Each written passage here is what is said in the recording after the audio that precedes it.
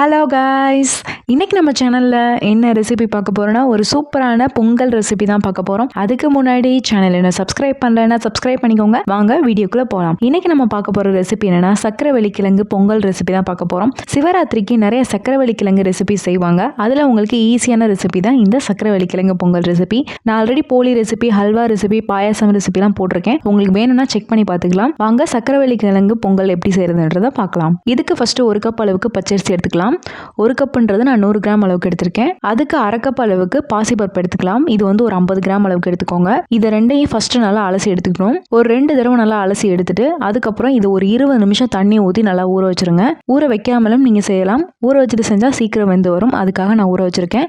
இப்போ நல்லா ஊறிடுச்சு. இப்போ வந்து இதை குக்கரில் மாற்றி வச்சுக்கலாம். இதுக்கு தண்ணி வந்து பார்த்தீங்கன்னா நான் அரிசி எடுத்த கப்லேயே ஒரு 5 கப் அளவுக்கு நான் தண்ணி ஆட் பண்ணியிருக்கேன். இதில் 1 கப் அளவுக்கு நீங்கள் பால் ஆட் பண்ணுறதுனாலும் ஆட் பண்ணிக்கலாம். இப்போ வந்து நம்ம சக்கரவள்ளி கிழங்கு எடுத்துக்கலாம். தோல்லாம் நல்லா ரிமூவ் பண்ணிட்டு இதை வந்து சின்ன சின்னதாக கட் பண்ணி தண்ணியில் போட்டு வச்சிருங்க, இல்லைன்னா கருத்து போயிடும் சீக்கிரம். இப்போ நம்ம கட் பண்ணி வச்சிருக்க சக்கரவள்ளி கிழங்குலாம் ஆட் பண்ணிட்டு நம்ம வந்து குக்கரை க்ளோஸ் பண்ணிட்டு ஒரு 5லேருந்து 6 விசிலுக்கு நல்லா வேக வச்சு எடுத்துக்கலாம். பொங்கல் ரெடி ஆகிற டைம்ல நம்ம வெள்ளத்தை கரைச்சி வச்சுக்கலாம். இப்போ இன்னொரு பேன்ல 1 கப் அளவுக்கு வெல்லம் ஆட் பண்ணிக்கலாம். சக்கரவள்ளி கிழங்குல இனிப்பு இருக்குன்றதுனால நான் 1 கப் அளவுக்கு ஆட் பண்ணியிருக்கேன். நீங்கள் 1.5 கப்லேருந்து 2 கப் அளவுக்கு நீங்கள் ஆட் பண்ணிக்கலாம்.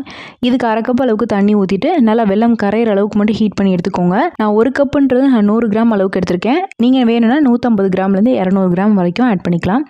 இப்போ வெள்ளத்தை நல்லா தண்ணியில் கரைச்சிட்டு வெல்லம் நல்லா கரைஞ்சி வந்துருச்சு. இப்போ இது தனியாக இருக்கட்டும். இப்போ நம்ம வேக வச்சிருக்க அரிசியும் பருப்பும் பார்த்தீங்கன்னா நல்லா வெந்துருச்சு. இதில் வந்து நம்ம கரைச்சி வச்சிருக்க வெள்ளத்தை வந்து ஆட் பண்ணிட்டு நல்லா வந்து மசிச்சு விட்டுக்கலாம். நல்லா இந்த மாதிரி மசிச்சு விட்டுக்கோங்க. மசிச்சு விட்டுட்டு இப்போ ஸ்டவ்வில் வச்சுக்கலாம். ஆல்ரெடி அந்த கிழங்கு வந்து அதிலே மசிஞ்சிருக்கும், நல்லா சாஃப்டாக இருக்கும். நீங்கள் லைட்டாக மட்டும் மிக்ஸ் பண்ணால் போதும்.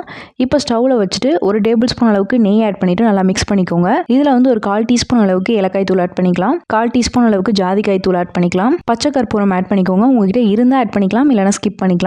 இப்போ இதெல்லாத்தையுமே சேர்த்து நல்லா மிக்ஸ் பண்ணிவிட்டு இதை ஒரு 2 நிமிஷம் மட்டும் நல்லா குக் பண்ணிவிட்டு லாஸ்ட்டாக இறக்க போகிறதுக்கு முன்னாடி ஒரு 3/4 கப் அளவுக்கு நான் தேங்காய் பால் எடுத்து வச்சுருக்கேன். இதை வந்து ஆட் பண்ணிவிட்டு நான் மிக்ஸ் பண்ணிவிட்டு ஸ்டவ் ஆஃப் பண்ணிடுறேன். நீங்கள் வந்து நார்மலாகவே வந்து பாலில் வேக வைக்கிறீங்கன்னா நீங்கள் தேங்காய் பால் ஆட் பண்ண தேவையில்லை. பால் ஆட் பண்ணாதனால நான் தேங்காய் பால் ஆட் பண்ணியிருக்கேன். தேங்காய் பால் ஆட் பண்ணியிருக்கிறது கம்ப்ளீட்லி ஆப்ஷனல் தான். உங்களுக்கு வேண்டாம்னு நினச்சிங்கன்னா ஸ்கிப் பண்ணிக்கலாம்.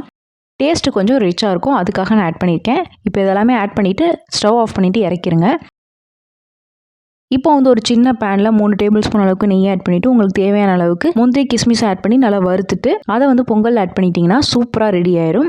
பாருங்கள் எப்படி இருக்கு, நல்லா இருக்கும். கண்டிப்பாக ட்ரை பண்ணி பாருங்கள். ஸோ இந்த சிவராத்திரிக்கு பொங்கல் ரெசிபி ஏதாவது செய்யணும்னு நினச்சிங்கன்னா கண்டிப்பாக இந்த சக்கரவள்ளி கிழங்கு பொங்கல் ரெசிபியை ட்ரை பண்ணி பாருங்கள். ட்ரை பண்ணிவிட்டு எனக்கு கமெண்ட்ஸில் ஃபீட்பேக் சொல்லுங்கள். இந்த ரெசிபி உங்களுக்கு பிடிச்சிருக்குன்னு நினைக்கிறேன். பிடிச்சிருந்தா லைக் பண்ணுங்கள், ஷேர் பண்ணுங்கள், கமெண்ட் பண்ணுங்கள். மறக்காமல் சேனலை சப்ஸ்கிரைப் பண்ணுங்கள். இன்னொரு வீடியோவில் பார்க்குறேன். பாய்.